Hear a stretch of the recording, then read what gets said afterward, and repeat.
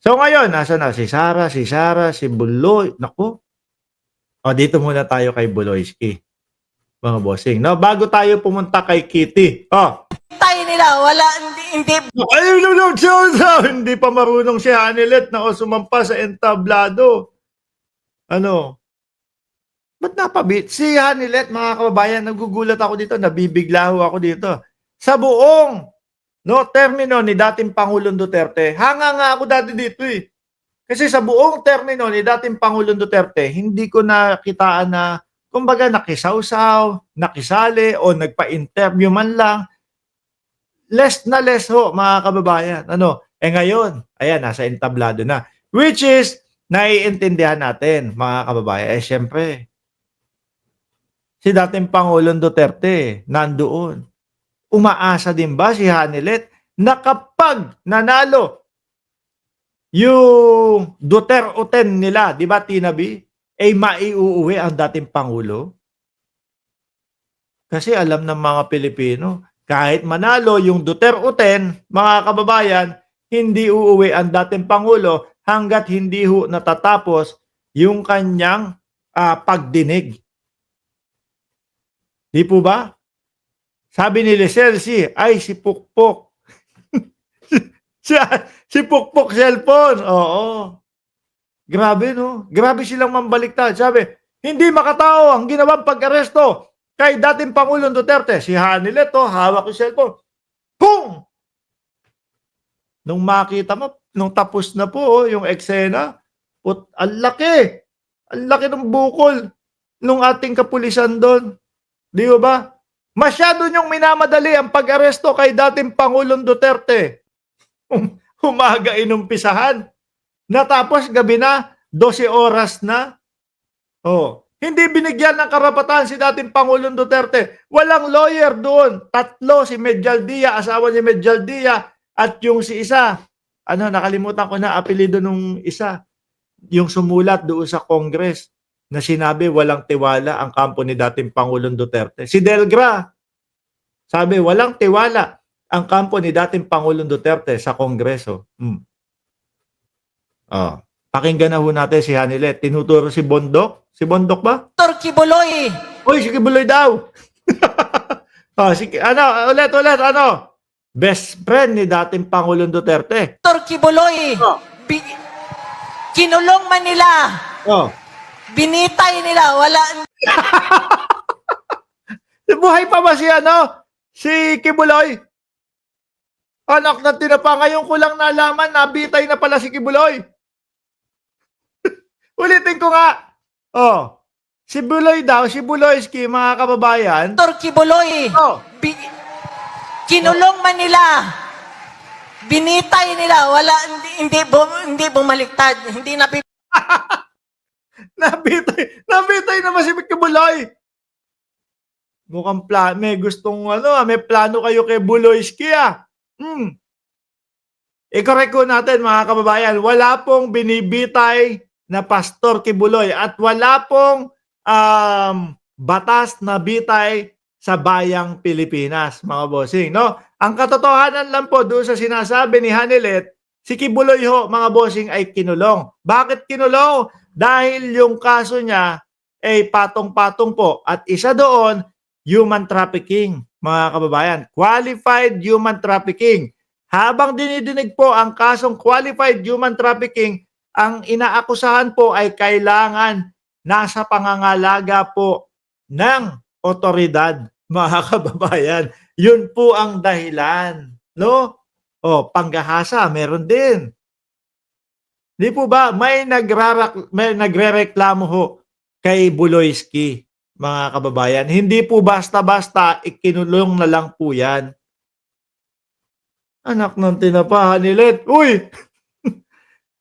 Kung, eto, Hanilet, alam naman namin, Bisaya kayo.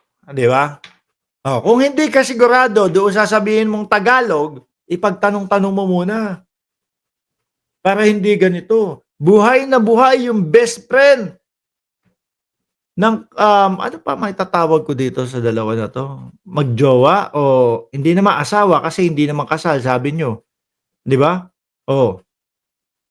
buhay na buhay yung best friend ng dating Pangulo. Bakit mo binitay? Oh, papanik kayo dyan. Alam ko naman mga kababayan, hindi niya naintindihan yung kanyang sinabi. Nabitay. No? Gusto niya lang magsalita. Basta gusto niya magsalita na papaniwalain yung mga nakikinig sa kanila. Di po ba? Ulit nga, kawawa naman si Buloyski. Nananahimik sa oblo biglang nabitay na. Oh, Dr. Kibuloy, bi- oh, kinulong Manila. kinulong. Totoo yun, no? Ulitin ho natin mga kababayan, kinulong dahil may reklamo, no? At dinidinig ho sa korte mga kababayan, qualified human trafficking. O kailangan nasa oblo yan at kailangan nasa pangangalaga ng otoridad. Kaya kinulong. Ano pa ginawa kay Buloyski? Binitay nila. Wala. Nabitay na pala si Kibuloy. Diyos ko po. Ay, nako. Ibang klase ang mga DDS, no? Kahit po yung walang batas sa Pilipinas nagkakaroon po ng bitay, mga kababayan, para lang ho makapagpakalat, no?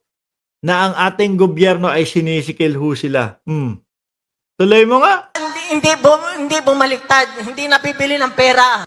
Si Kibuloy daw ho, mga kababayan, hindi daw po nabibili ng pera, hindi bumaliktad. Lintek, pinakamayaman niya si Buloyski. Baka kayo pabilin niyan. Paano hindi mabibili ng pera si Kibuloy, mga kababayan? Nakita mo nga, yung pagkalaki-laki na kingdom. Nakita nyo nga, yung pagkalaki-laki na impyerno ni Kibuloy. Di ba? Ano yung nasabi ko? Sorry. Imperyo ni Kibuloy. Doon sa Tamayong. Di po ba, mga kababayan? Paano babaliktad yan pag binabayaran ng pera? Ay pagkadami-dami ng pera niyan. At sabi, di umano, galing daw po sa napagbentahan ng OTAP. Nung mga lalaki. Pag lalaki ka, sapi ka sa amin. Lalaki ka, okay. Eto, basket. Boss, ano gagawin ko dito sa basket? Benta mo yung OTAP. Pag babae ka, eto, Palmolive. Ano gagawin ko po sa Palmolive? Favorite ni Pastor, ang Palmolive. Kawawa naman si Buloyski, mga kababayan. Nananahimik po sa oblo, binitay po, mga kababayan. Ayon na din po kay Hanilet. Sabi ni JJ Bar, pero nagsabi na ibigay daw siya ng 5 billion para solusyonan daw niya ang problema ng bansa. Buti nga ho, hindi natutuloy yun. Naku. Lahat ng pera ng Pilipinas, ibigay nyo sa akin. Walang kokontra. Walang magsasalita. Ako lang. After ilang taon, mayaman na ang Pilipinas. Sabi ho ni Buloyski yun, mga kababayan. Mabuti na lang ho, walang naniniwala dyan. Di po ba? Paano kasi papaniwalaan ang mga pambungad ni Buloyski? Akin ang kaluluwa nyo. Mga pambungad ni Buloyski, pag hindi dumaan ang kaluluwa nyo sa akin, hindi kayo pupunta ng langit. Di ba?